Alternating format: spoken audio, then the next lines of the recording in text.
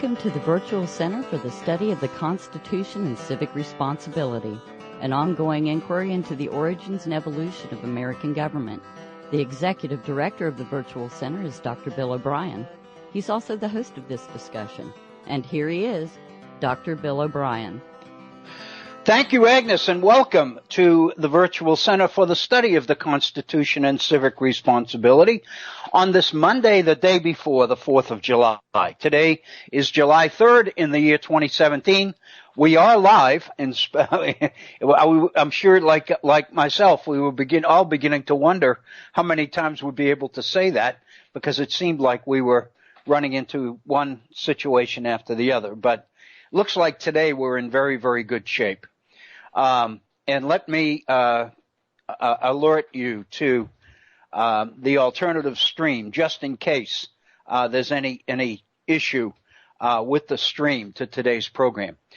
If you go to Head On Live, HEADON .live, LIVE, you can pick up an alternative stream.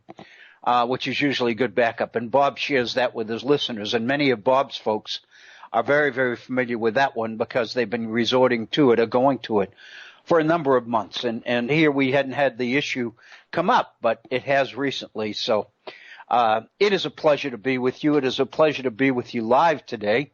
Last week we had a number of issues that got in the way. One of them was internet failure. Another one was a server. And another one was me. One day it was my fault. So I had a doctor's appointment that I could not change. So all things being added together, we didn't do a live program any of the 3 days last week. So hopefully this week will be different. And tomorrow, of course, is the 4th of July. I believe, unless I hear otherwise, we do plan to do a regular program tomorrow. I remind you that on Tuesdays, our programs begin 30 minutes later than they do on Mondays and Wednesdays.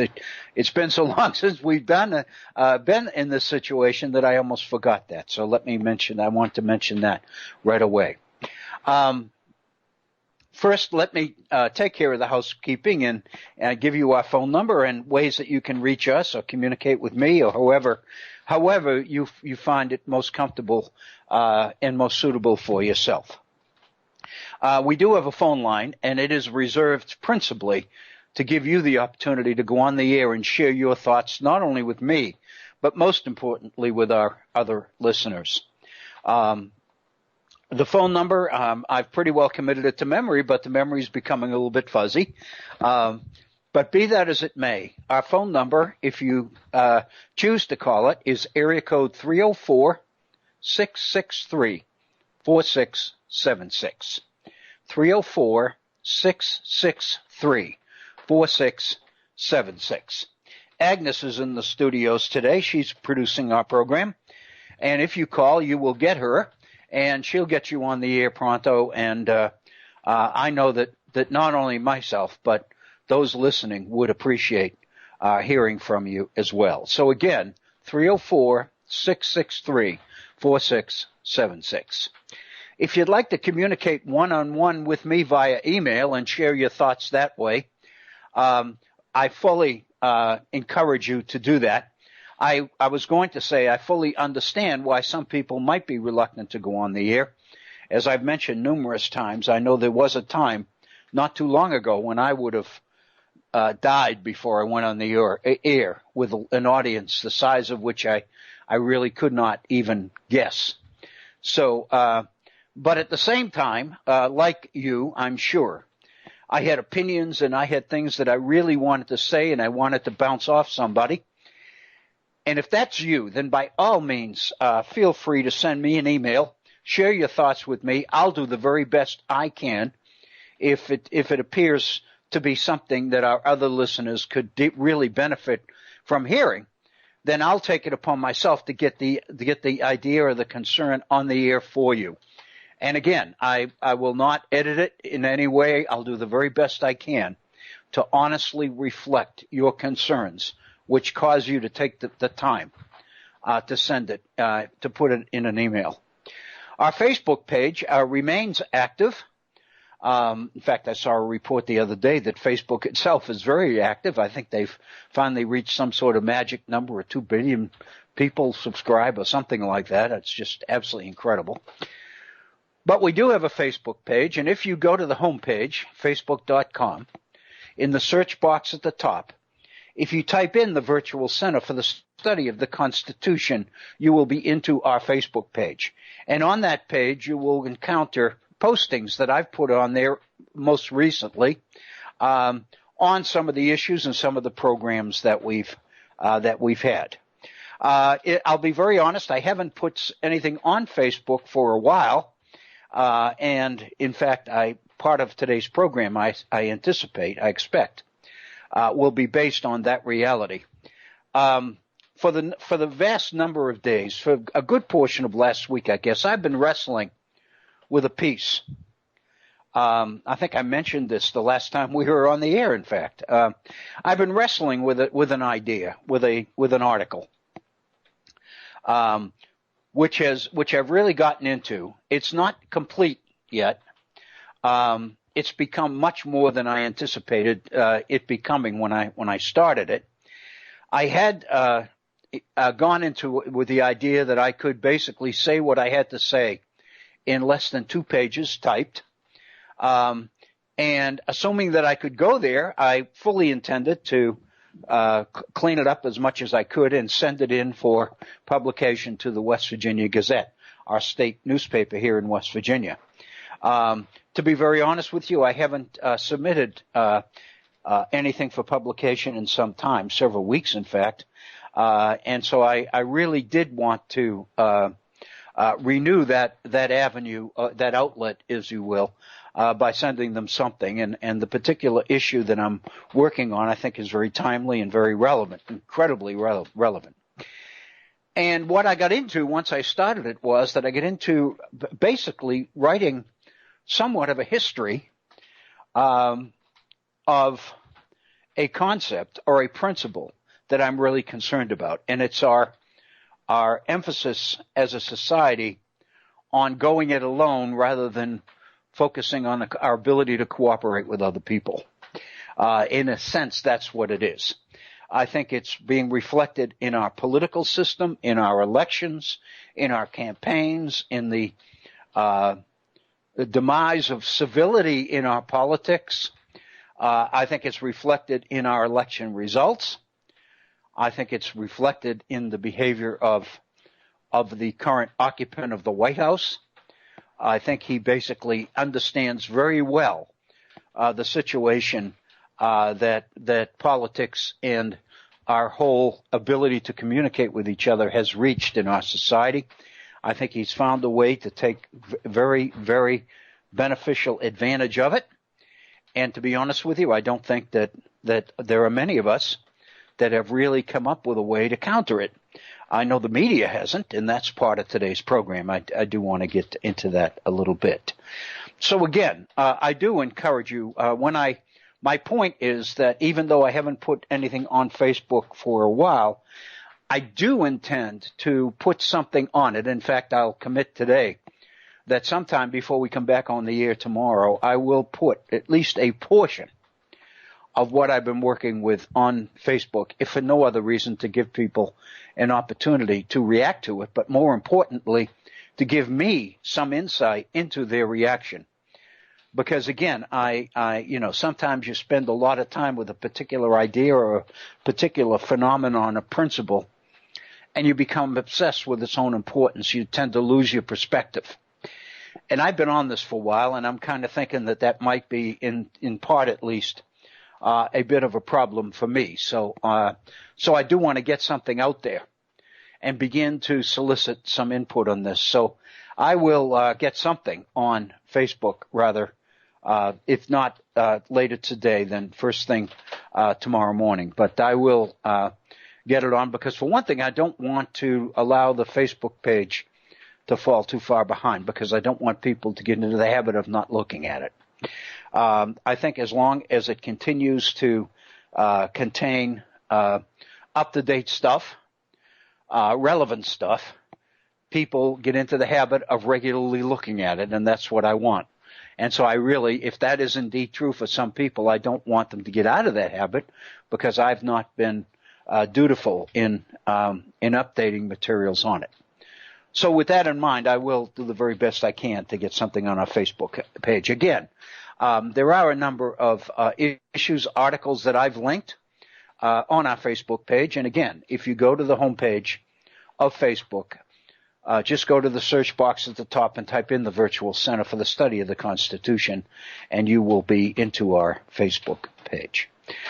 Since we've been together the last time, the political situation in our country has continued to attract everybody's attention. The president continues his ability successfully to control the news. I think we talked about that all through the campaign, indeed through the primaries. And we were speculating on what it appeared to be the president's very shrewd use of the media. I don't think that has changed. I think the president's use of Twitter, his reliance on Twitter, and the frequency with which he uses it accomplishes two very, very significant objectives, both of them beneficial to him. One is to maintain close contact with his political base, to maintain close and regular communication with his supporters.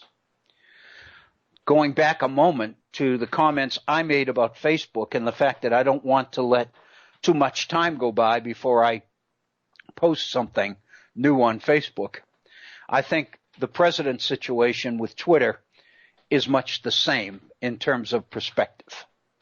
I think the president has discovered a way that he can communicate with millions of Americans, not just Americans, by the way, but millions of people on his Facebook page on a regular basis. And he has also recognized the power and the influence that gives him in the political arena. Not only that, but even though the election is over, and if we think back to our previous elections, usually when the election is over, the mechanisms created to successfully win that election tend to disappear, tend to dissipate.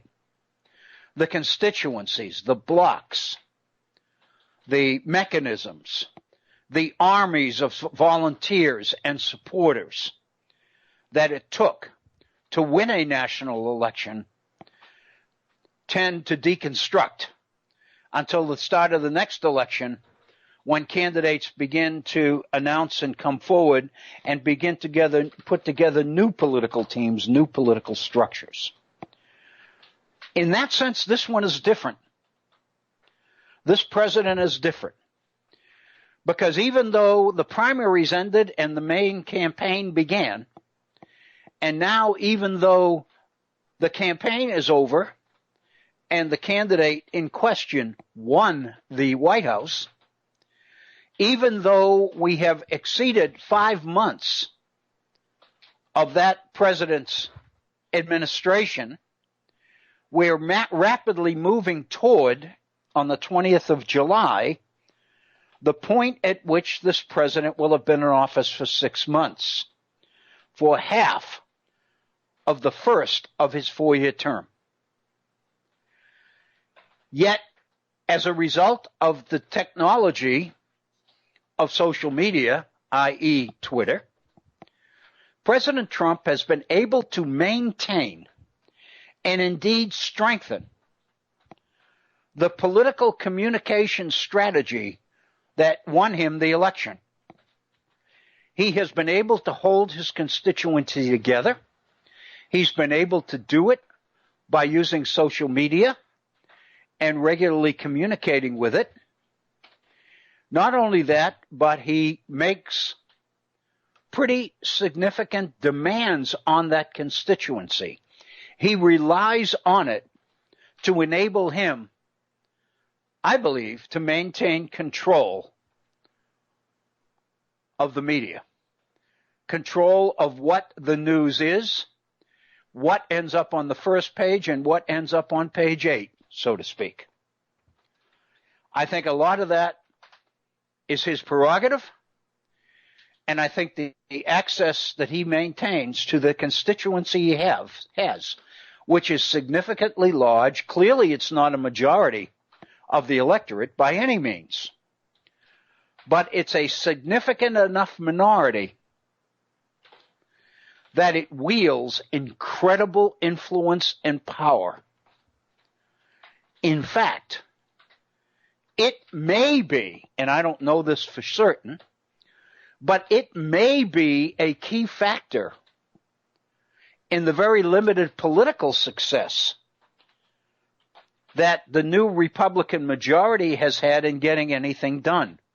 Not only has this constituency of President Trump's been valuable to the candidacy, to him as a political candidate, but it is also a constituency that is proving its value in his efforts to manipulate and control the priorities and the agenda of the Republican Party itself.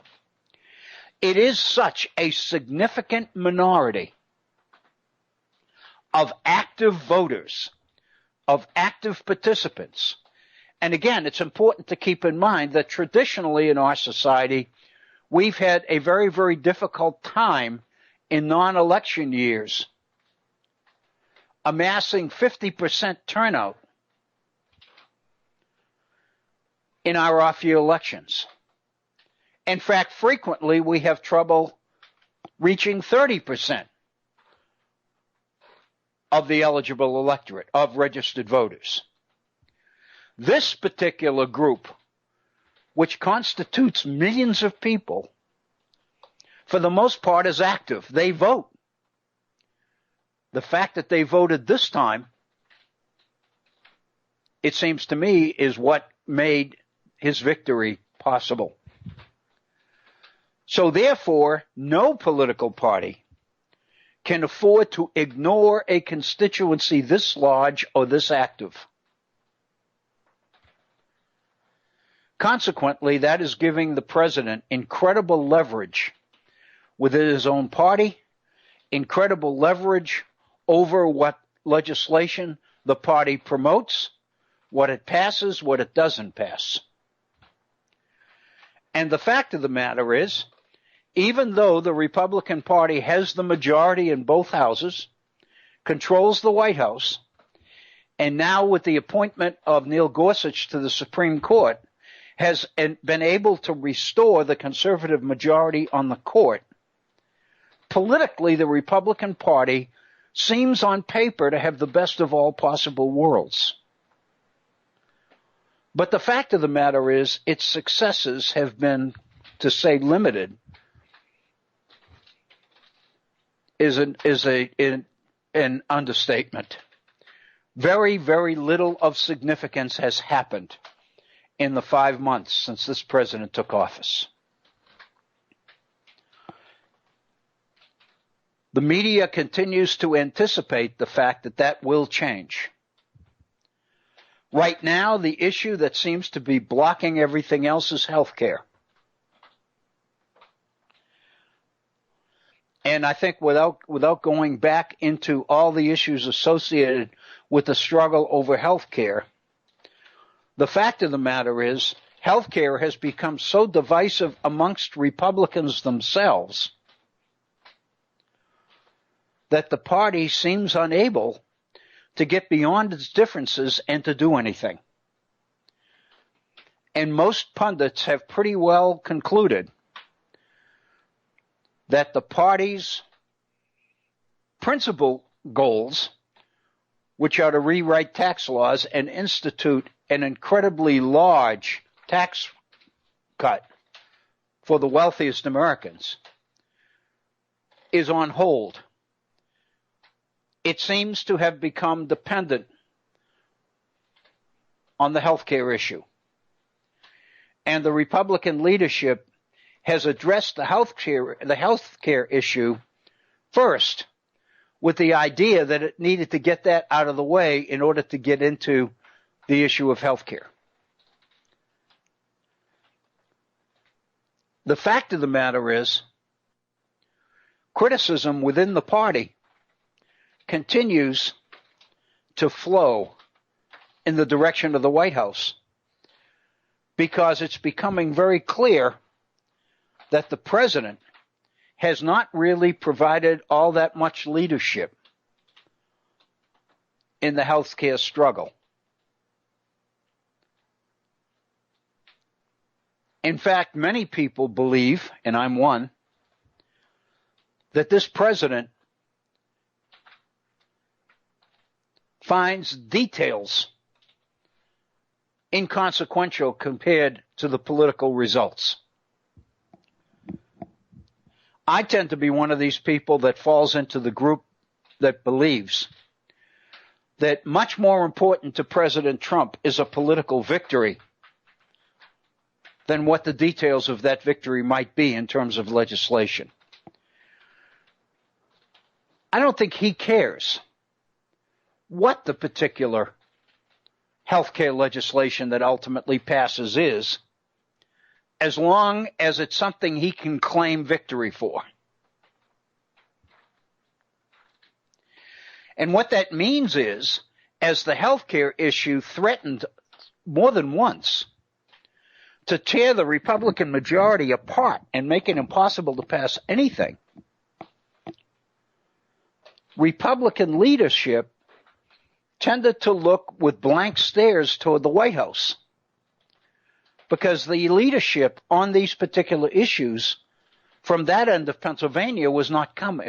Pennsylvania Avenue was not coming. The president promised all sorts of things during the campaign. He promised constituents what they wanted to hear about health care. He basically promised that the health care system or the health care fix, if he got into office, would be beautiful. It'll be more coverage for less money. Everybody will be covered. Nobody will be required to lose their doctor. Pre-existing conditions will not be a factor in denying anyone access to health insurance, on and on and on. Many people who understood the issues pointed out from the very beginning that what he was promising was not possible. That once you got into the details, you were going to have to go one way or the other. You couldn't go 4 or 5 different directions at the same time because much of what the president was promising was inconsistent.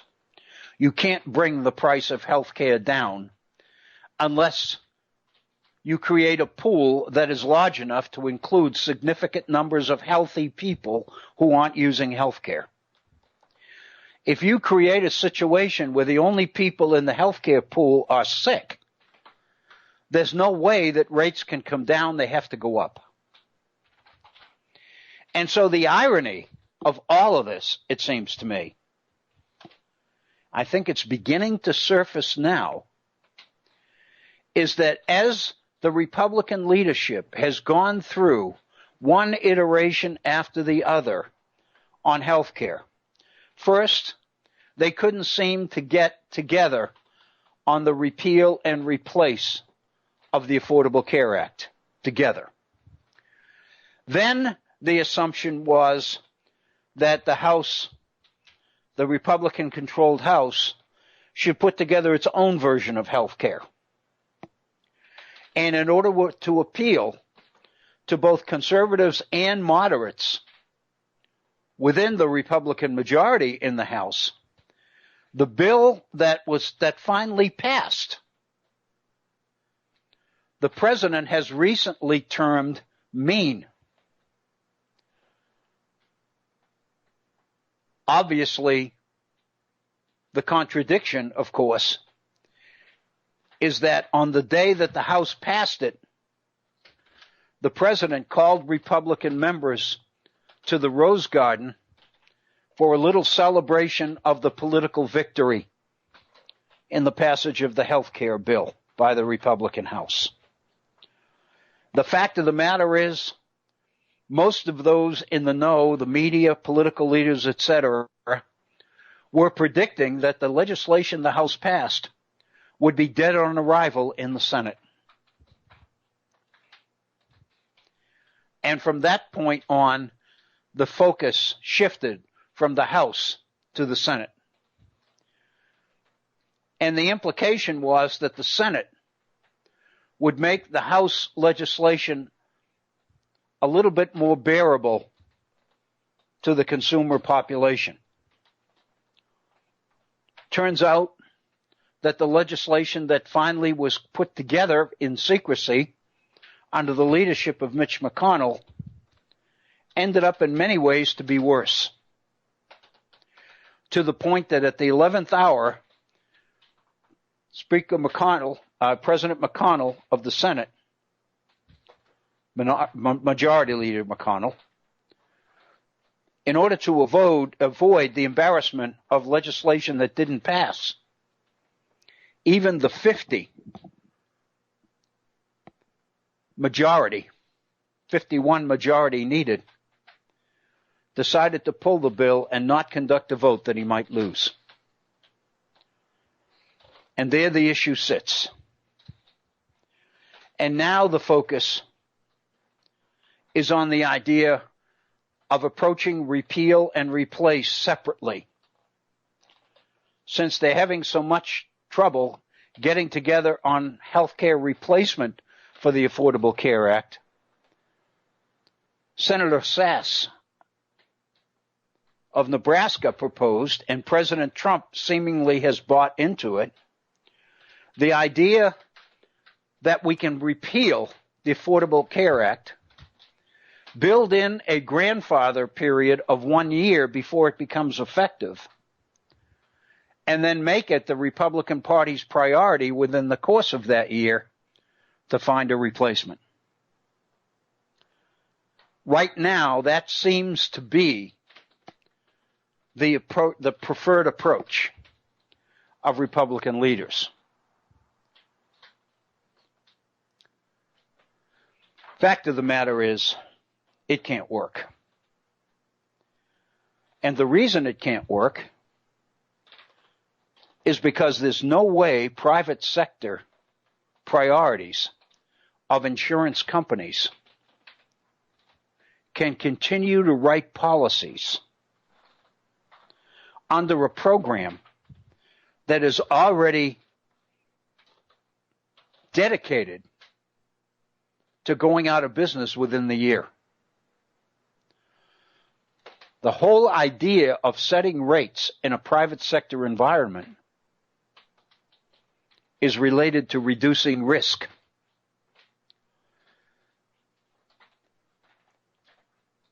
If legislation has already passed abolishing the Affordable Care Act at the end of a year,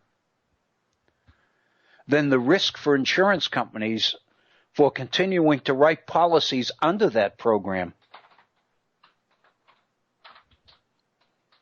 in the hope that the Republicans will be able to put together an alternative to it within the year in question is pretty high risk stuff. And so the thinking is that healthcare would be in shambles if this separate repeal and replace idea takes effect. I mentioned at the beginning of this that there seems to be an outcome of all of it that is an outcome that some people, primarily Democrats, liberal Democrats, dared never hope for. And that is the idea of single-payer health care. That is the idea of Medicare for everybody. That's the idea that everybody gets coverage because they are a citizen in this nation. In other words, health care becomes a right that all Americans have. And therefore, government's responsibility is to deliver on that right. One thing that has come out of this Republican 5-month disaster, if you will, so far on health care is that the more conservative point of view among Republicans, that you can totally get government out of the healthcare business entirely and turn it over lock, stock, and barrel to the private sector, is pretty much gone by the board. More and more, it seems that what the debate has proven to more and more people, especially Republicans, is that under the current circumstances, government's got to be involved somewhere in the whole issue of health care. And the fact of the matter is, it has to be involved because in our modern society, access to health care, in the minds of many people, has become a human right. And as such, it's the responsibility of government to protect rights, citizen rights. Through all the debates and all the failures and all the consternation and all the rest of it, the one positive thing that seems to come out of it, all of it, is the idea that somehow whatever happens has got to include government. Once you accept that,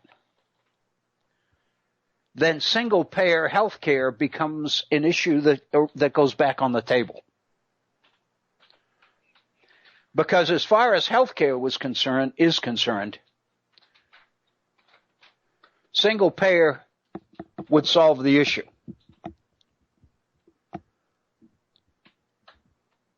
But I remind you that Mitch McConnell's rationale for not involving Senate Democrats in the health care debate at all in recent weeks is his prediction that if you involve the Democrats, what you are going to be confronted with is amendment after amendment after amendment for single payer. Because Mitch McConnell's assumption is that all the Democratic leadership cares about is single payer. And when they say they want to be involved and fix the Affordable Care Act, McConnell's conclusion is that what that means is replace it with single payer. And McConnell's conclusion is that if that's going to be the sum total of Democratic input, then as leader of the Republican Party in the Senate, McConnell has decided we don't need that. We need to do this by ourselves because the last thing we want is single payer. But the irony of the situation is it may turn out that the last thing the Republicans want is the first thing they're going to get. It's kind of ironic. And I think more and more Democrats now are beginning to look favorably on the concept of single payer. It used to be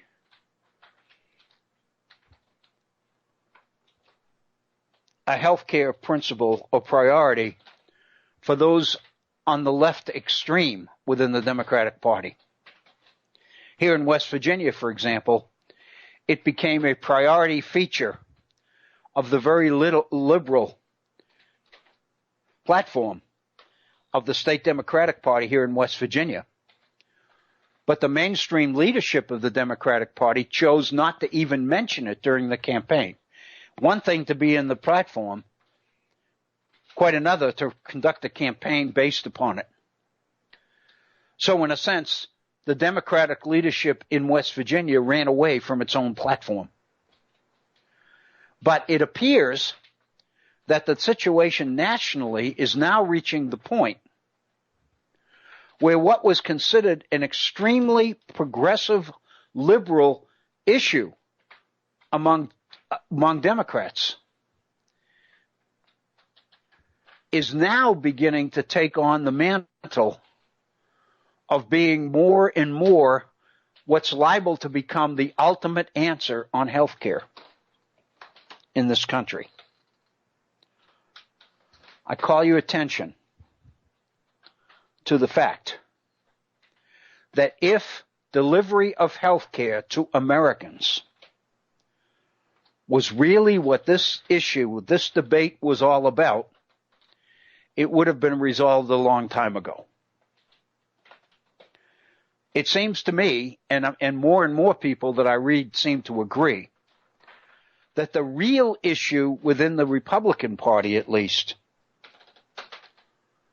goes way beyond health care. It involves tax cuts.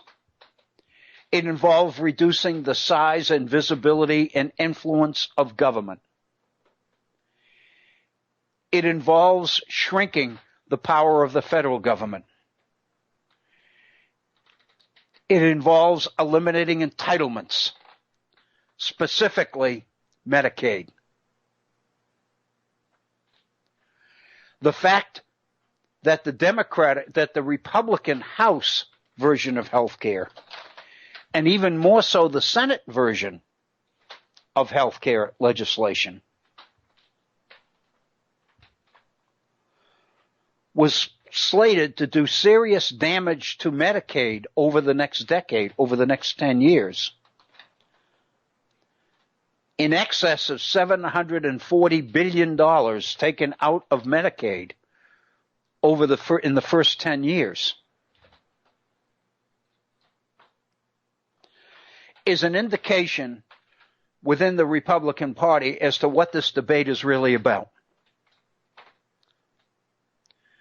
It's about eliminating Medicaid. It's about taking an axe to entitlements. And indirectly, it's about a tax cut. Because the fact of the matter is, the only way that Congress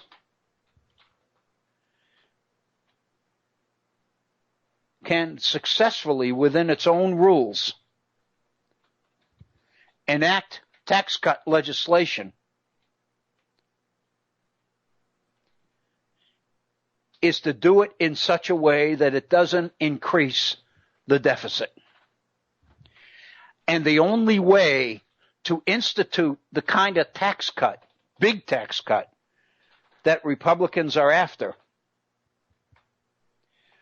is to find a way to put revenue back into the budget so that when you pass the tax cut, the result will be that what you've put back into the budget is greater than what you take out with the tax cut. That means that as far as the deficit is concerned, tax cut legislation becomes a wash. The only way to make it a wash is to take significant revenue out of Medicaid. And that's what health care legislation amongst Republicans, from Republicans, was designed to do and is really about. It's about the Republican ideological agenda to eliminate entitlements, provide health care for the people who have earned it and are willing to work for it and are willing to use health care in order to remain healthy so that they can continue to contribute. There's too much conversation from individual members, both House and Senate, within the Republican Party. Too much evidence to deny that the reality of this significant ideological change in the nature of government's relationships to its own citizens is really what's behind the healthcare debate. And again, it seems to me, if the issue was healthcare, it would have been resolved a long time ago. If you think about it, If everybody agreed that everybody needed to have health care, everybody deserved it, everybody had a right to it, then people of different political perspectives could sit down together and hash out the kind of give and take that would produce legislation that would pass. That hasn't happened. And it seems to me the only reason it hasn't happened is because the delivery of quality health care to everybody is not really what this debate is about. In public, it's what they say it's about. But in reality, it's about something quite different. We're talking about a political change. We're talking about an ideological change. We're talking about a return to a period before government got into the business of major entitlement programs.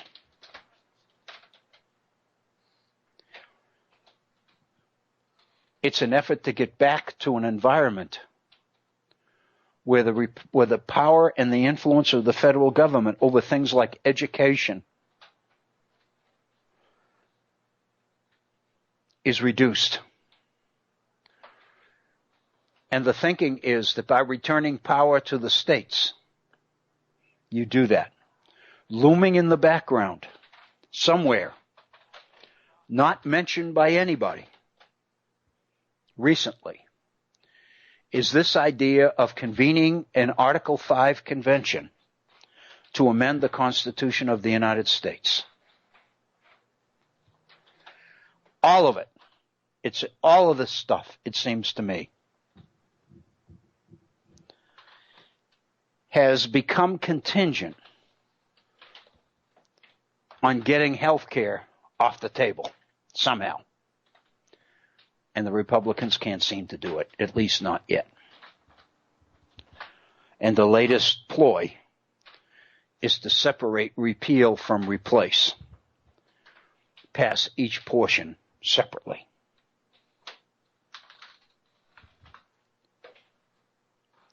I guess the issue is going to come down to the following.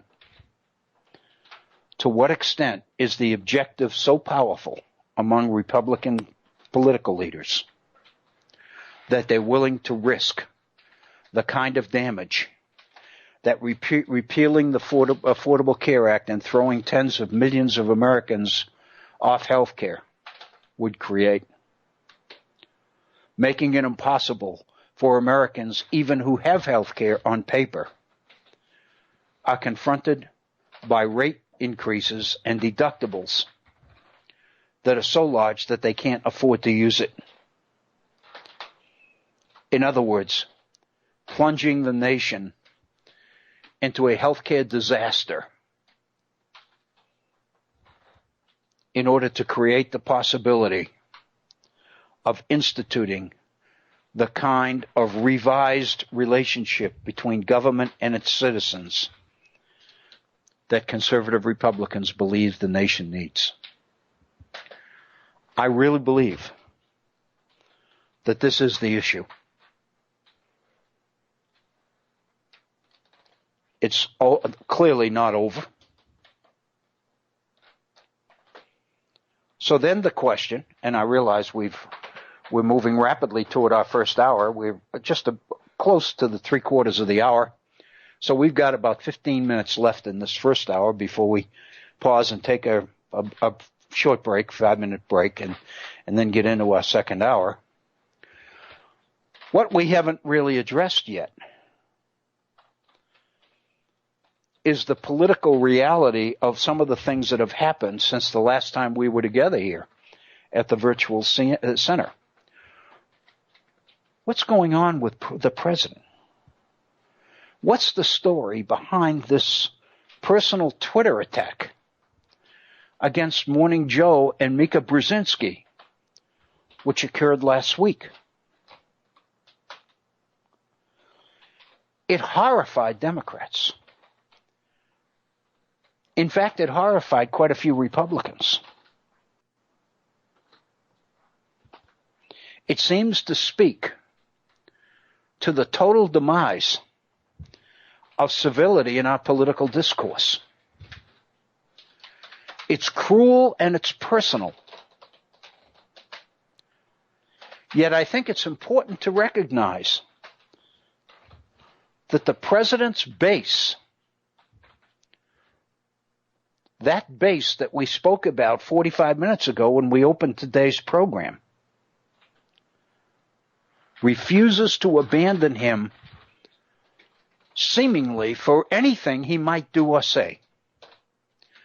Remember during the campaign, during the primaries, when candidate Trump made the comment that he could shoot somebody down in the middle of Times Square and you wouldn't be able to get a jury of 12 to convict him for it.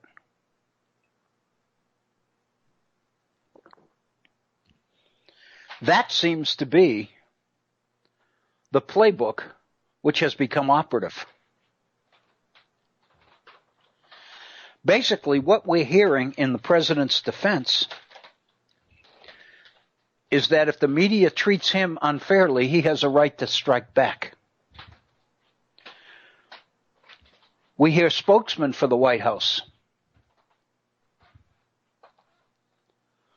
basically saying that when the president's punched, he punches back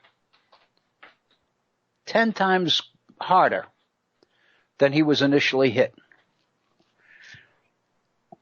One has no option except to conclude from that this is an admission that the president has very thin skin and that he doesn't handle criticism well.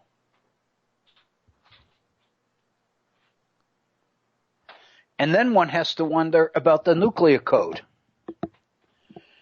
and about the president's ability to have his finger on the button, so to speak. If he's that thin-skinned, if he's that easy to provoke, then isn't it becoming obvious to our foes as well as our supporters that you can get this president to do pretty much anything you want him to do if you play it right? We talked about this a little while ago in terms of health care.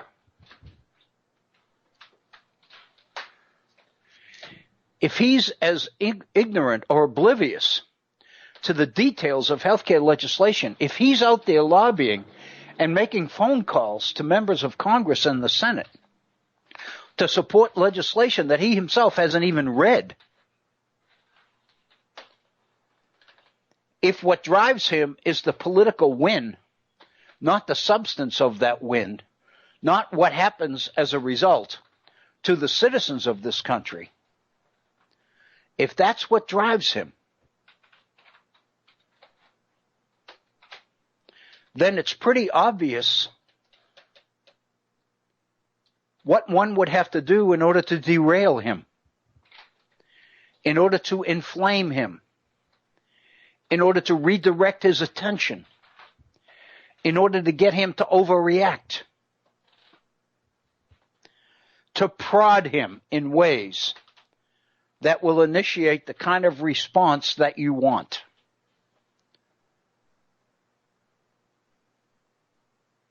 People who are hoping against hope that his behavior will improve and that the political situation in this country will change.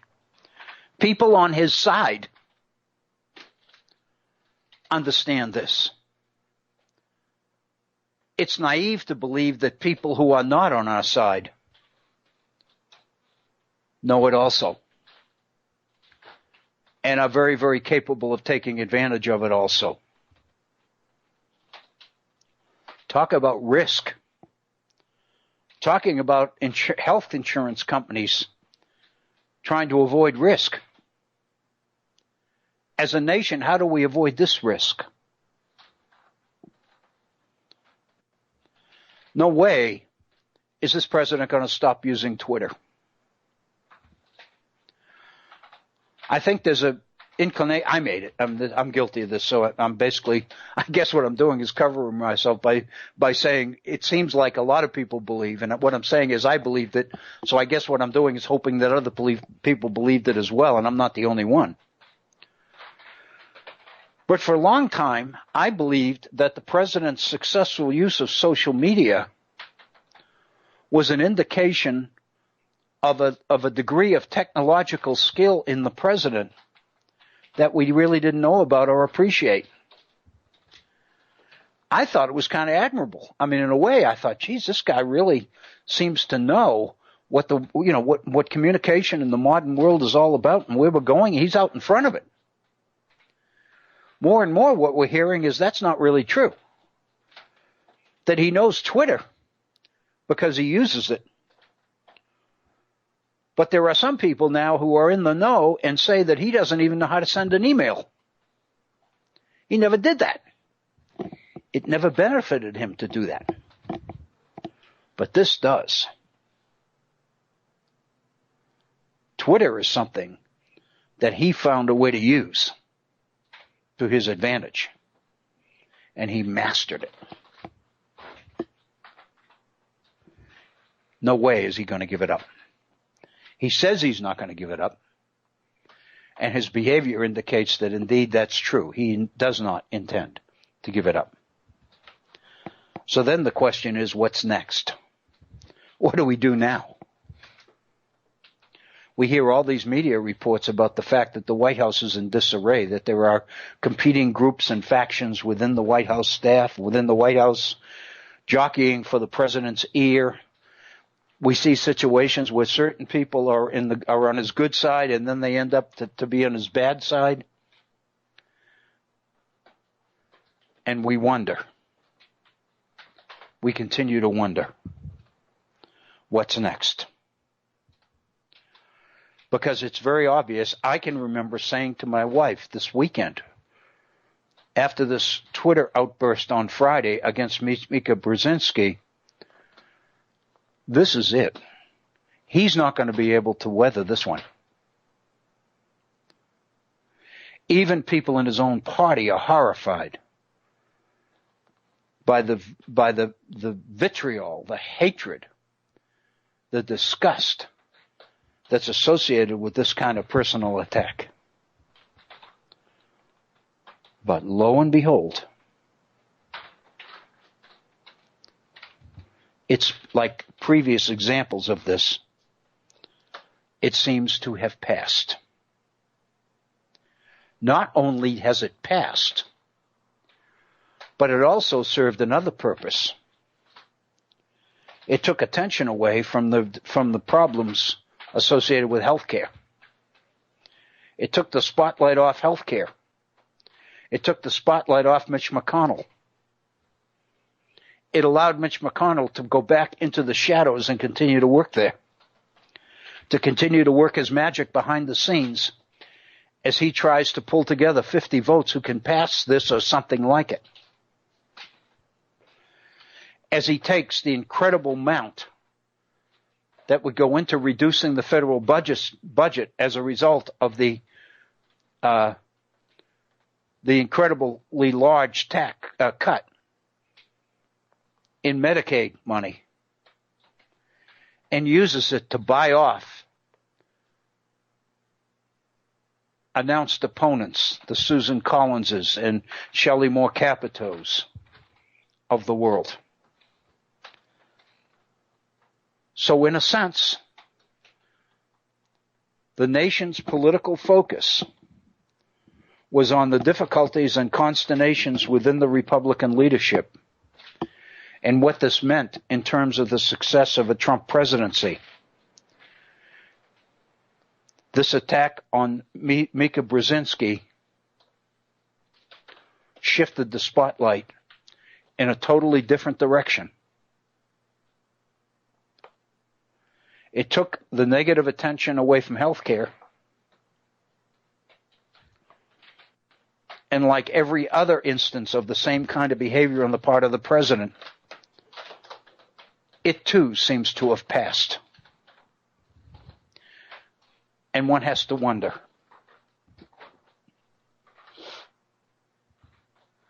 A good friend of mine who, and I say this, I haven't seen him for a number of years, but we've kind of reconnected on Facebook. Used to be a reporter for a local newspaper here in southern West Virginia. He's now located on the west coast, on the east coast of Florida,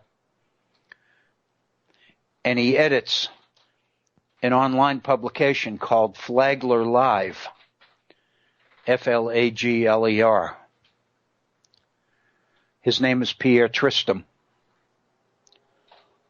Always believed that he was one of the brightest and most insightful young columnists I had read. His success in his chosen field indicates that I was right on that one. I continue to follow him now that I've rediscovered him. I found him. And I read much of his writings, much of his pieces on the Flagler Live publication. At the end of last week, Pierre wrote a scathing indictment of President Trump's behavior. And at the conclusion, if you go to flaglerlive.com,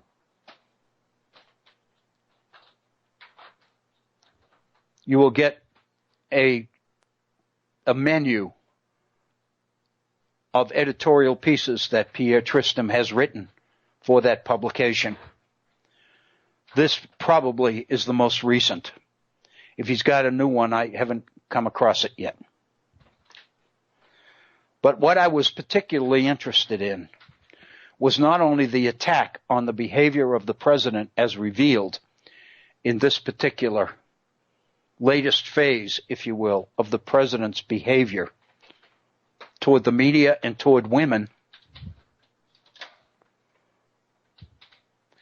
but I was also interested that Pierre made available the comments that his editorial received. And I took quite a bit of time to read a number of these comments. I think there was something in the area of 300 available. I probably read 50, 75 maybe. I read them for the better part of an hour. And what amazed me were the number of comments in support of President Trump, in support of his behavior, in support of his Twitter usage, in support of his attack on the media, in support of his personal attack on Mika Brzezinski and Joe Scarborough and that particular program.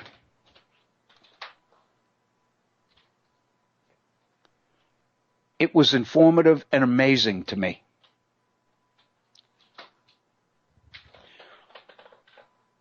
One of them, I didn't copy this, so I'm going from memory. But one of the comments in this vein, in this pro-Trump vein, that was in the collection of comments on Flagler Live website, was from a submitter who identified himself as Frederick.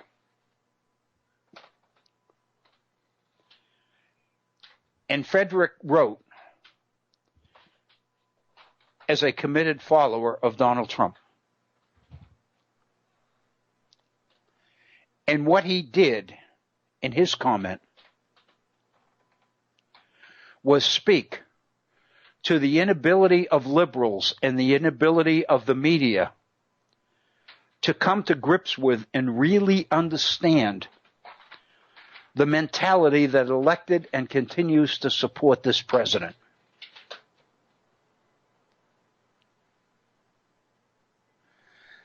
Basically, at one point, Frederick refers to a criticism of the president that his tweets about people seem to indicate that he really doesn't have any class. Frederick's response to that? Hey, folks, let's admit up front, Donald Trump doesn't have class. What you need to know is that we don't care. We could care less whether he's got class or not. Because what Frederick was in effect saying, as I read it, was that the reality of the situation is the fact that you continue to criticize this president is more and more of an affirmation of why we elected him. He doesn't have class. What you mean is he doesn't support the same values that you do. And what Frederick is saying is we don't support those goals or those values either. When will you liberals begin to appreciate that you don't speak for us? You don't understand us. You don't know us. You don't care about us. But the reality is we got the presidency. We got the White House. Our guy's in there, and everything you say about what's wrong with him is a reason we believe things that are right about him. I spent a lot of time reflecting on this particular comment from Frederick, this one amongst many that I read. And many of the others reiterated this, but they weren't quite as outspoken and as articulate as this one. And I kept thinking, you know, Frederick is onto something. We hear these panel discussions on cable TV, and we have 5 or 6 people sitting around a table, all of them agreeing how horrendous and classless and crude and cruel and vulgar the president's behavior is. What they are doing is affirming each other and affirming their own value system. They are, in effect, engaged in a meeting amongst themselves in which they are affirming what they believe to be right. And they can't understand anybody who doesn't agree. So for them, the Trump constituency is a mystery. It remains a mystery. They didn't understand it on November 8th, and they don't understand it now.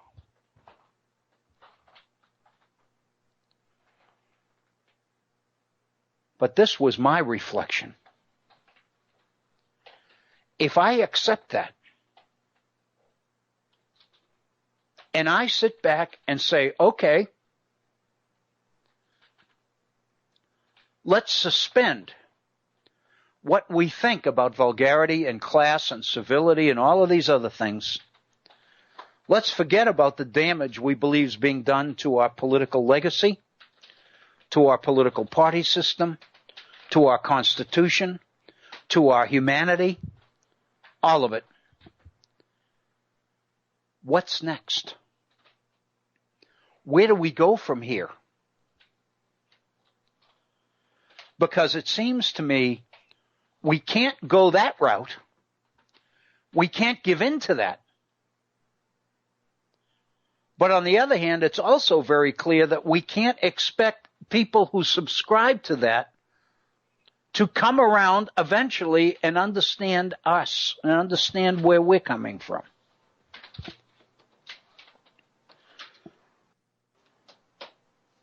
So the conclusion I reached, I hope it's tentative, is we're at a horrendous impasse.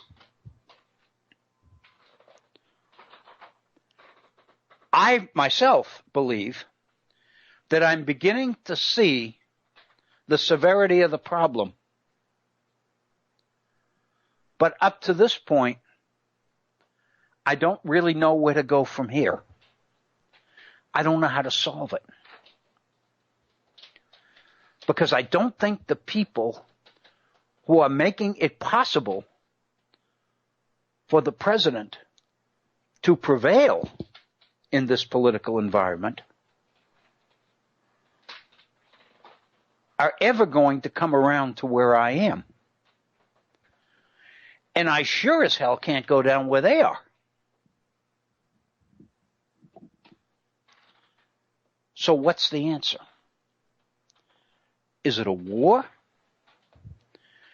Is it some international crisis that becomes so bad and so threatening that it causes everybody to suspend their differences and come together in some sort of a national effort? I don't know. Is it the disaster that the end of health care for millions and millions of Americans would mean? Is that it? I hate to leave you and take a break, but we are beyond the top of the hour. We're about 5 minutes after that, actually. I hate to leave you in this kind of a quandary, but I think that's where I've ended up this first hour. I'm in a quandary. I was going to say I need help, but I'm not the one that needs the help. We need the help. You're listening to the Virtual Center for the Study of the Constitution and Civic Responsibility on this Monday, the 3rd day of July. Tomorrow will be the 4th of July, I remind you. We're going to pause and take a 5-minute break, get our bearings, if you will. Then we'll come back, and I want to kind of share with you or go in a different direction, as it were. Again, thank you so much for your continued support of this program and for the Head On Radio Network. Please stay with us. We'll be right back after a 5-minute break. Thank you. Thank you, Agnes. I apologize for the extended break, but I was typing something and I reduced my big screen, and then when I got it reduced, I didn't know how to bring it back, and I didn't know how to let Agnes know that we were ready to go. So I apologize for that. That was my fault. Actually, what I was doing was printing off a document. I didn't want to print it while we were on the air, but so I took the opportunity to do it during the break. But in order to do it, I had to reduce the size of my Skype screen. And when I did that, I didn't know how to let Agnes know that we were ready. So, hey, what can I tell you? I'm still in training pants, as it were, as far as technology is concerned. Welcome to our second hour here. It's an abbreviated one. We're at 15 minutes after the hour. That gives us a little bit better than 43 minutes or so to go in the second hour. I want to thank you. For those of you who've been with us from the beginning today, I want to thank you for staying with us, especially weathering a break that actually was closer to 10 minutes long than it was our usual 5. And again, welcome. I do invite you to share your thoughts or your ideas with our audience here at the Virtual Center. We have a phone number in the studio. Agnes is there, and she will connect you and get you on the air. All you need to do is pick up the phone and call 304-663-4676. 304-663-4676. If you'd like to drop me an email and communicate that way, I would love to hear from you. My email address, which I check every day, is waobrien906@gmail.com. That's waobrien, OBRIEN 906@gmail.com.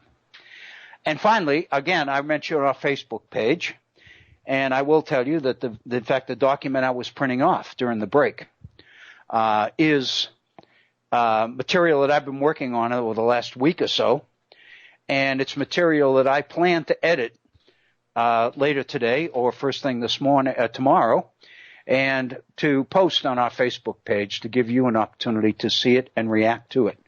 And in fact, some of that I believe I'd maybe like to get into in this hour, the second hour today. So welcome to the Virtual Center if you're just joining us. I want to thank you. One of the issues, and there are several, But one of the issues that I would like to at least touch upon is a fairly detailed study of the elections, the November 8th election of President Trump, that is contained in the early June edition of the New York Review of Books.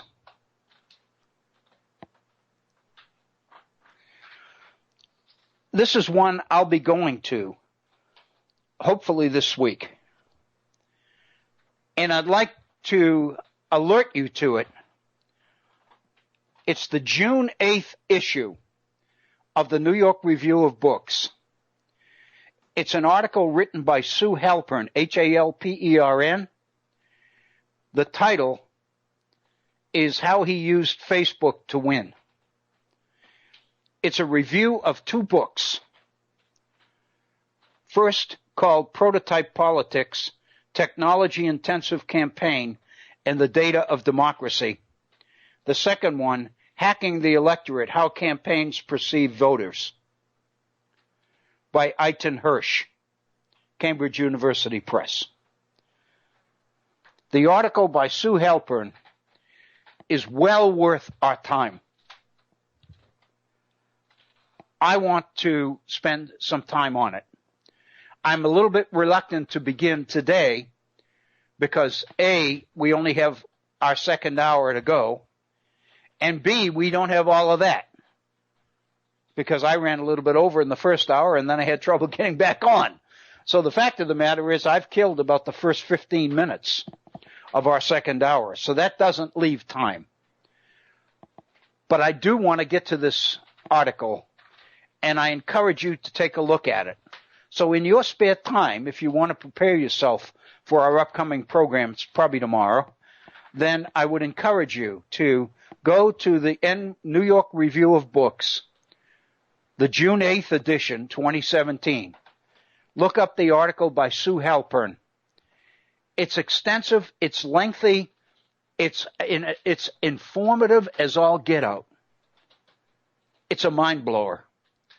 I printed off a hard copy and mocked it up because I knew that we were going to be dealing with it here at the Virtual Center. I wasn't able to get it away from my wife because she was so intent on reading it, because she comes into contact with a number of people that are Trump supporters. And she wanted to share with them some of the things about the campaign and about what enabled him to win that campaign that this article covers. It's pretty informative. I'll be honest with you, it's pretty frightening in a lot of ways.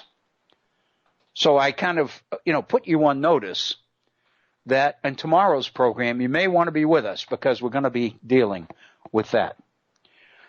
There's one other issue that surfaced this week, and actually it leads directly into that one, that I'd like to share with you because the article itself is extremely informative. It deals with the question of artificial intelligence. It deals with the threat of artificial intelligence. The author of it is Oriental, Chinese, I believe. His name is Kai-Fu Lee, F-U,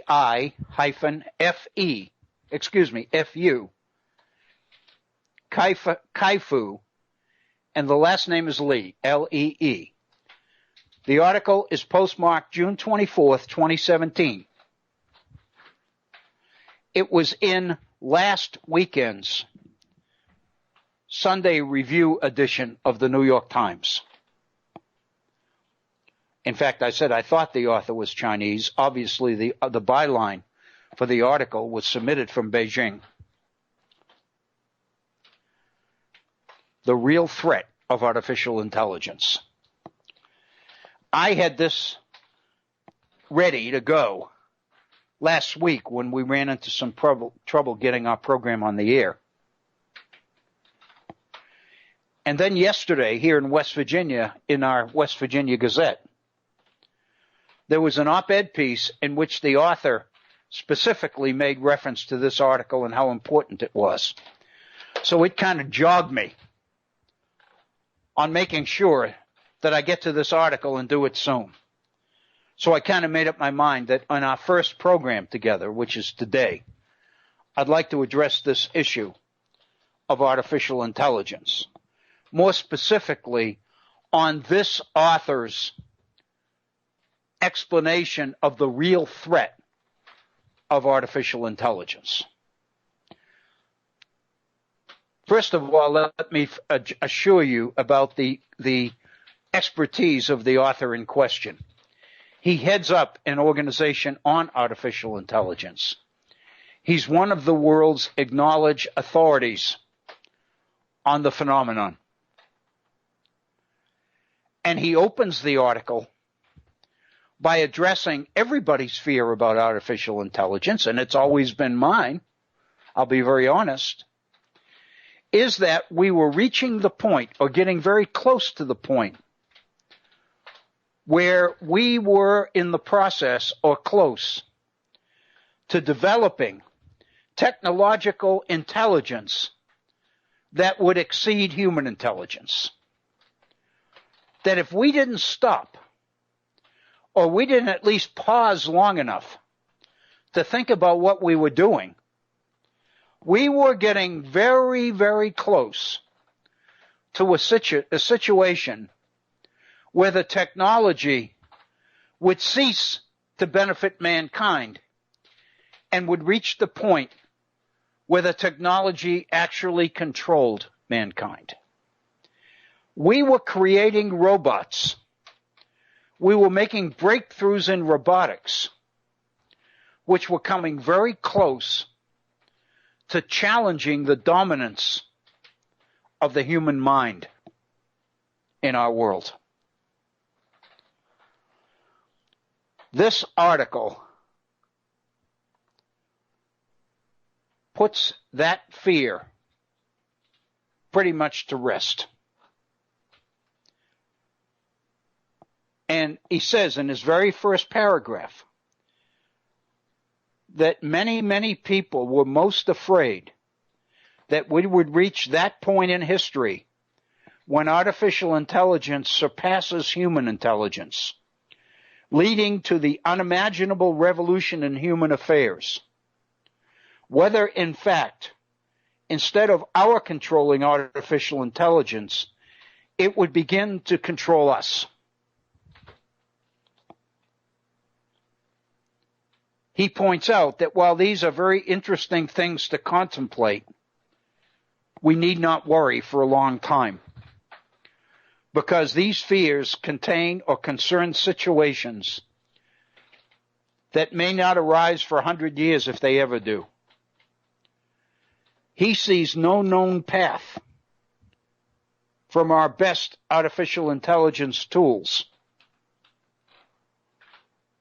which even hint at the development of computer programs that can begin to engage common sense reasoning and attain the knowledge in multiple domains to feel, express, and understand emotions, the things that makes human intelligence unchallengeable. He points out that while there are many things that artificial intelligence can do, there remain many things that it can't do. And the things it can't do, the things it doesn't show all that much promise in being able to do, are what separates human intelligence from artificial intelligence. But here's the thrust of his article. That doesn't mean that we're not facing serious issues, serious problems. On the contrary, he says, the artificial intelligence products that now exist are improving faster than most people realize and promise to radically transform our world, and not in ways for the better. Basically, what artificial intelligence threatens to do, he said, is to reshape the nature of work in our world. What it means, how wealth is created. And the result is going to be a degree of inequality in wealth that is unprecedented, to the point that it will disrupt our entire global balance of power. Basically, then, what's happening in the area of artificial intelligence threatens our way of life, not only here in America, but throughout the entire world.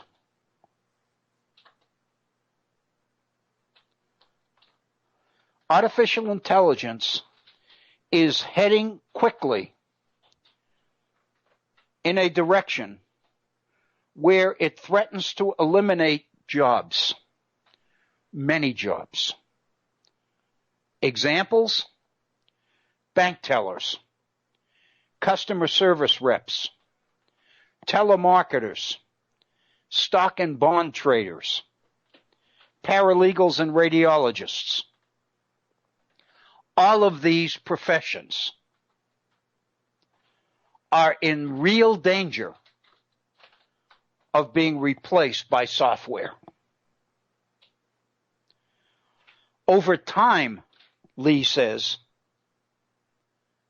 this technology will begin to control autonomous hardware like self-driving cars and robots.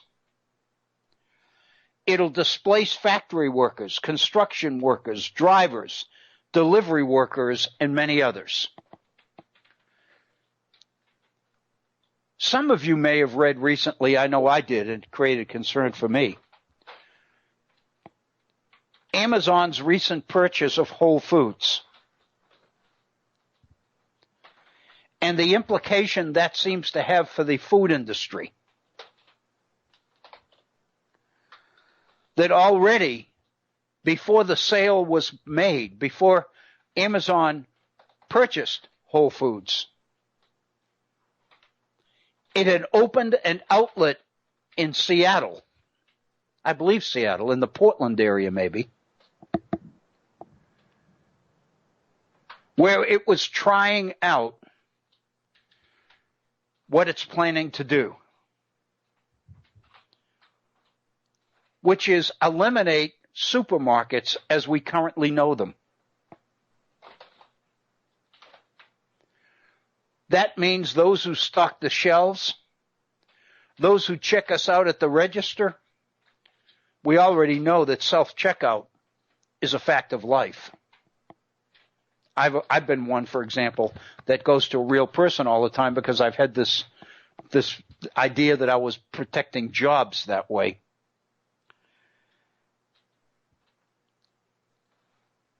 But the fact of the matter is, what I've been reading suggests that the implications of Amazon's control of Whole Foods is the beginning of a process where the way we grocery shop is going to be online, where all we do is go to our smartphone, click on the items we want. The order will be put together and delivered to our front door within 24 hours. And instead of our current supermarket setups, what Amazon will control instead are huge warehouses stocked with what currently sits on the shelves in our supermarket aisles. And rather than physically have to go to the grocery store and put the items we want into a cart and proceed to checkout, Amazon will do all that for us. The result is going to be the elimination of incredible numbers of jobs. It's going to eliminate the idea of customer service. It's going to eliminate much of the choice. It's going to eliminate much of the impulse buying that all of us experience all the time. How many times have you gone to the grocery store to pick up bread and milk and come home with $35 or $40 worth of groceries? I make these trips myself for cat food and dog food. I go there for animal food that is likely to cost me $15. And I end up coming home with $50 and $60 worth of groceries.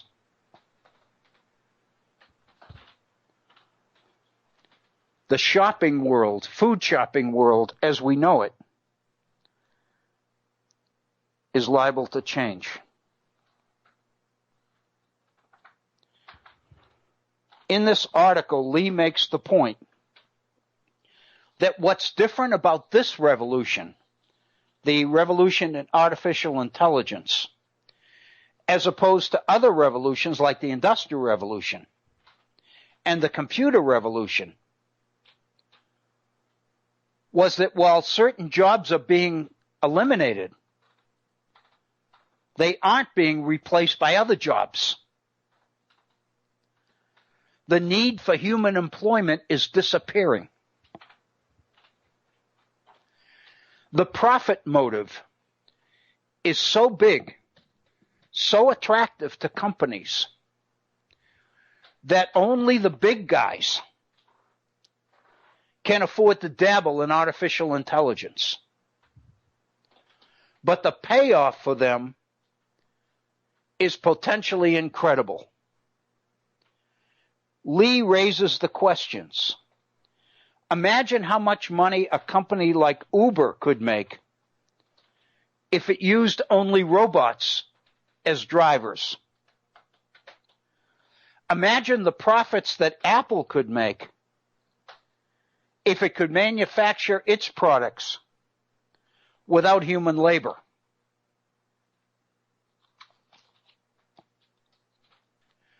How about a loan company that could issue 30 million loans a year with virtually no human involvement? Lee says we're facing two developments that don't sit well together. The enormous concentration of wealth in relatively few hands, and an enormous number of people who will be out of work. How do we deal with this? This, he says, is the real threat of artificial intelligence. Artificial intelligence drives big data. Ultimately, what artificial intelligence can do is contemplate and collect so much data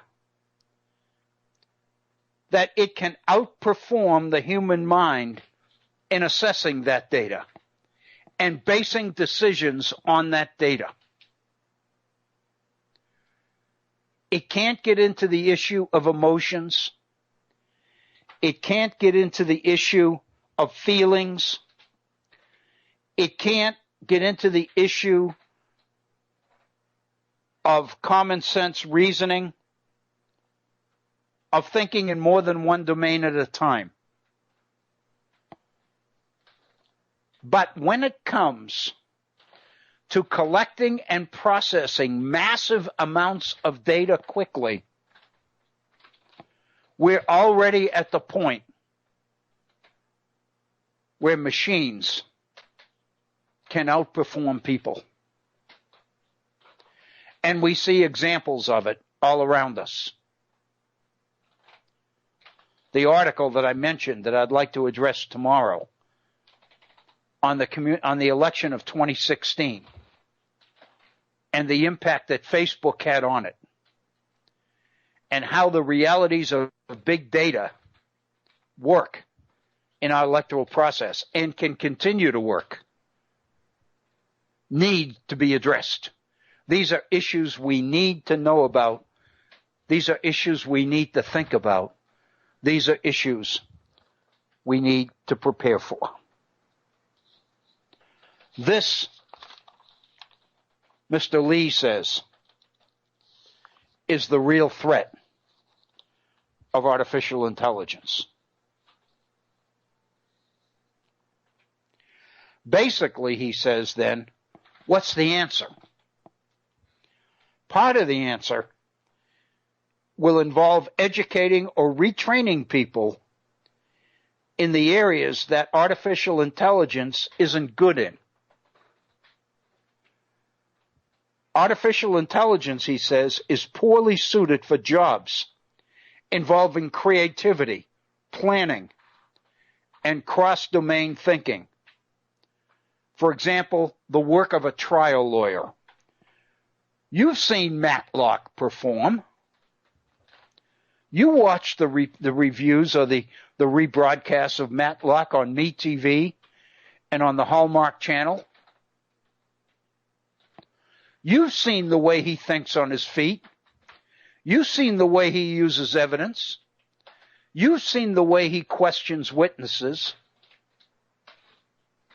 You can't program a robot to do that. So what Lee says, in the areas that artificial intelligence isn't good at, those are the areas where we really need to educate or retrain our people. The problem is that these are the jobs like trial lawyer that currently are very high-paying jobs. It's going to be very difficult to retrain displaced workers to do these kinds of jobs, which are so sophisticated in the skill demands. Much more promising, he says, are lower-paying jobs involving what we call today the soft skills or people skills. Social workers, bartenders, concierges in hotels, professions that require nuanced human interaction, what we often refer to as customer service. The problem is that these jobs aren't low paying for nothing. And so the challenge is, how many bartenders do we need? What we're facing, he says, as a result of artificial intelligence is massive unemployment. The solution, he says, is what he calls service jobs of love. Jobs that artificial intelligence can't do. Jobs that society needs done. That give people a sense of meaning and purpose. Accompanying older people when they go to the doctor.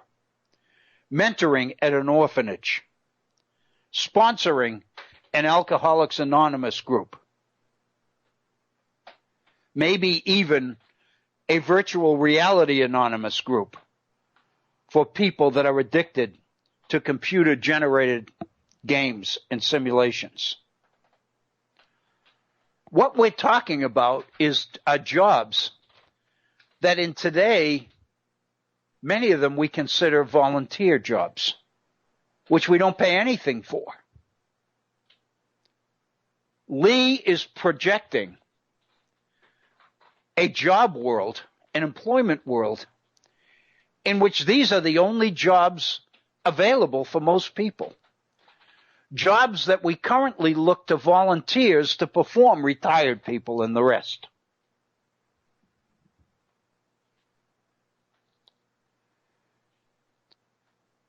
So if these are going to be the real jobs of the future, where does the money come from to pay them? If they're volunteer work, if it's volunteer work now, if we look to volunteers in our schools and in our hospitals and our nursing homes and all the rest of it, where's the money going to come to suddenly start paying these people?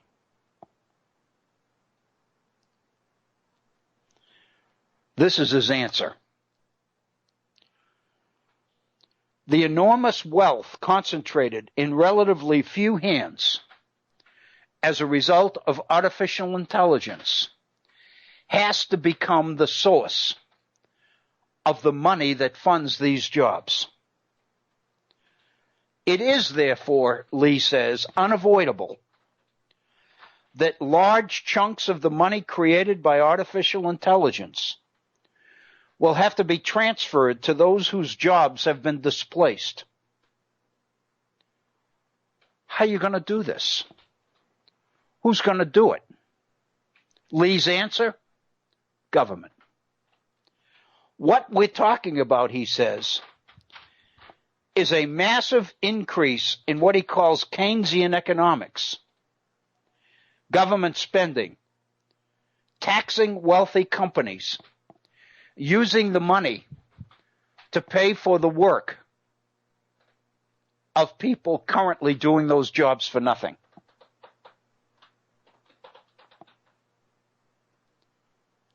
It's a form of social welfare, but it would be conditional. People who did this work would have to agree to take training to make them more employable or to consider hours of volunteerism, community service. But they would have to do it. In order to pull this off, he says, tax rates are going to have to be incredibly high.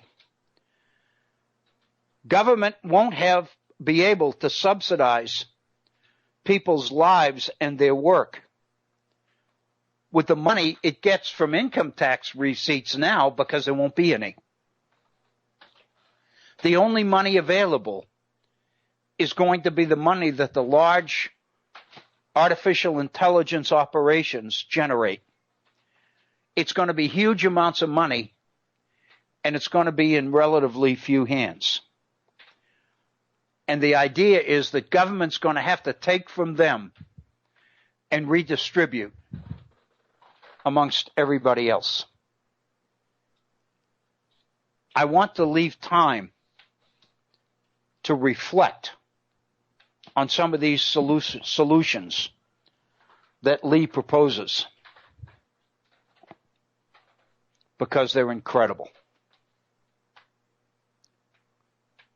I'm not saying that what he's giving us is the answer. What I am saying is what he's giving us is a possible answer. It's up to us to find alternatives or to come up with other likely possibilities. When I entered this link on Facebook, when I put this on Facebook last week, I basically concluded my posting by saying that if there are other alternatives, different ways that we might proceed, it's time we begin seriously to look for them. Because the future that Lee presents here is frightening. It's a threatening logic that most of us will want to challenge. The time to challenge it is now. Let's think about this. There's another issue associated with this. And it's the fact that there are only a few nations in the world today that have the power or the wherewithal to get into this, to do it constructively. What we're looking at are a number of countries throughout the world who don't have the economic power or wherewithal to pull this off. They don't have the kind of revenue, they don't generate the kind of wealth and power that makes them possible, that makes it possible for them to invest big time in artificial intelligence.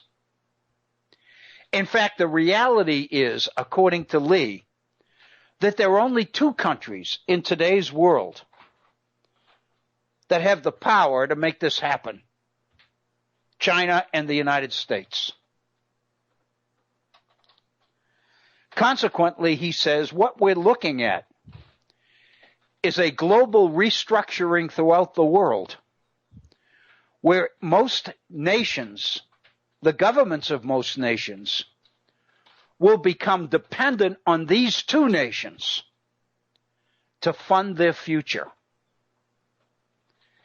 That, in a sense, wealth will become so malcontributed, so unequal in its distribution, that the United States and China together will control the bulk of the world's wealth. And it's going to be up to them to subsidize governments throughout the world whose job it will be to redistribute the revenue made available to them to their working populations.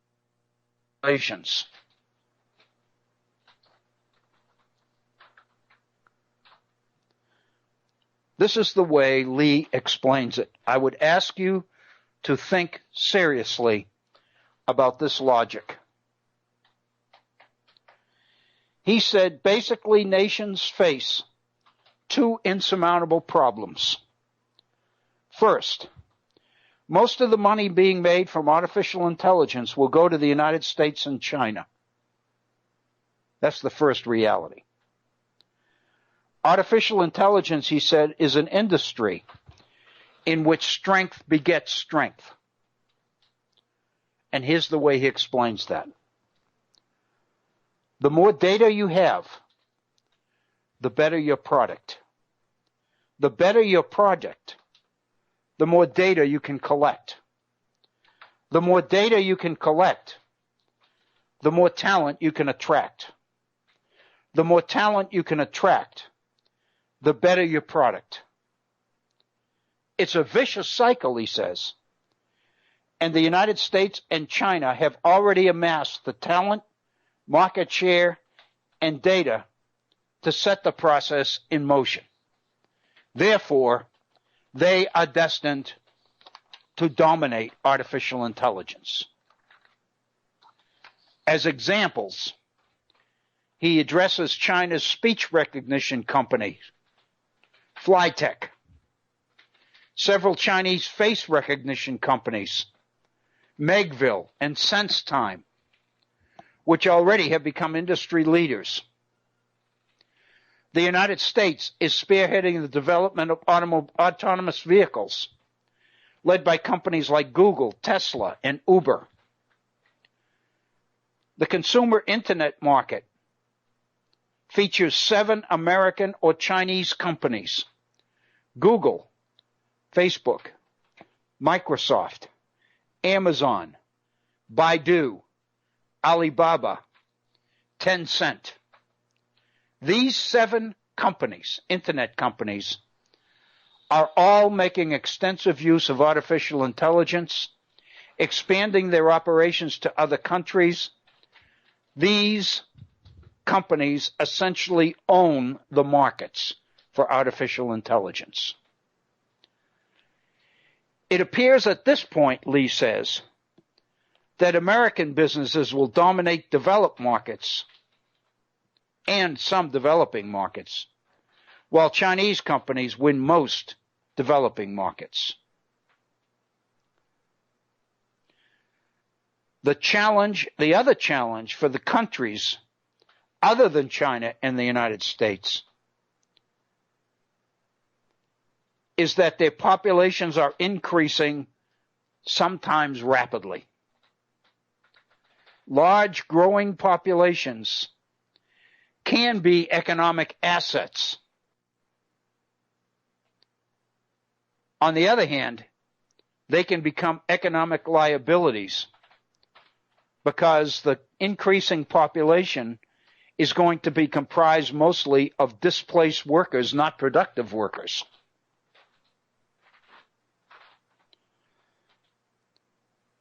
So companies are not going to be able to tax profitable artificial intelligence companies to subsidize their workers. The only option they have, unless they want to drive their own people into poverty, is to negotiate with either the United States or China most of their artificial intelligence software.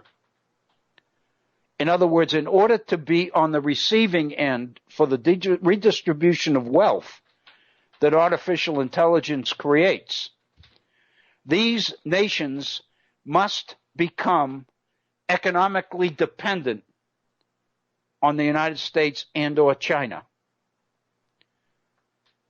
exchanging for the welfare subsidies they'll get, letting the parent nation's artificial intelligence companies profit from the users. In other words, the populations in these dependent countries are going to have to be willing to play the game that artificial intelligence companies demand they play, because that's going to be the price of the wealth, the welfare that they'll be receiving from the major companies. This is Lee's conclusion. We're 5 minutes before the hour, so we've got about 3 minutes to take on this conclusion, and hopefully what we'll do at the beginning of tomorrow's program is go back and reflect on this particular issue. It's frightening. It's important, and I think that's why I'm presenting it. One way or another, Lee says, we're going to have to start thinking about how to minimize the looming artificial intelligence-fueled gap between the haves and the have-nots, both within and between nations. To put it more optimistically, artificial intelligence is presenting us with an opportunity to rethink economic inequality on a global scale. These challenges are too far-ranging in their effects for nations to isolate themselves from the rest of the world, unquote. What Lee is suggesting then is that what this artificial intelligence challenge promises or threatens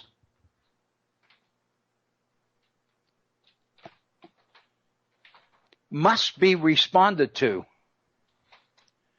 by a world that is interconnected, a world that is willing and comfortable to become interdependent rather than nations that are willing to try to go it alone. If they go it alone, they can't make it.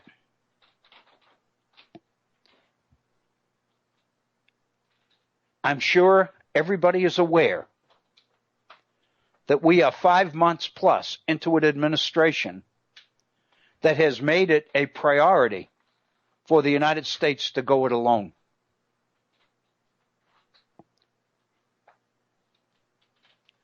Other nations find themselves scrambling to try to find alternatives to the leadership, to the world leadership that the United States has traditionally provided. The world seems to have chosen or decided to go its own way and to try to readjust to the fact that we're not going to be part of it anymore. What Lee is talking about in the area of artificial intelligence suggests that we might find ourselves hanging out there by ourselves unless we can so dominate the artificial intelligence market that we can really dictate the terms to the rest of the world.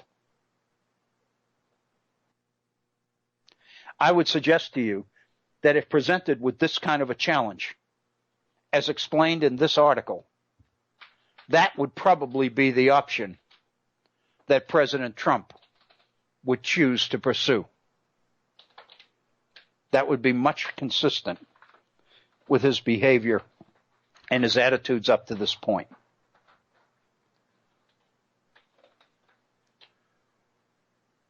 We are at 1 minute before the top of the hour. So I think at this point, the best thing that we can do is let it go for now. Invite you to come back tomorrow. Remember, we'll be starting 1/2 hour later than today, 1:30 p.m. in the East. Please join us. We'll pick up on this article, review it quickly, talk about reactions to it, and then we're going to get into the biggest example that I can find of the collection of big data, which is the New York Review of Books article on Facebook that I mentioned earlier. Thank you for listening to today's edition of the Virtual Center for the Study of the Constitution and Civic Responsibility. Please have a wonderful evening. Enjoy it, and know that you are welcome to reconvene and join us tomorrow again as we pick up on another program here for the Virtual Center. Thank you very much. Have a good day.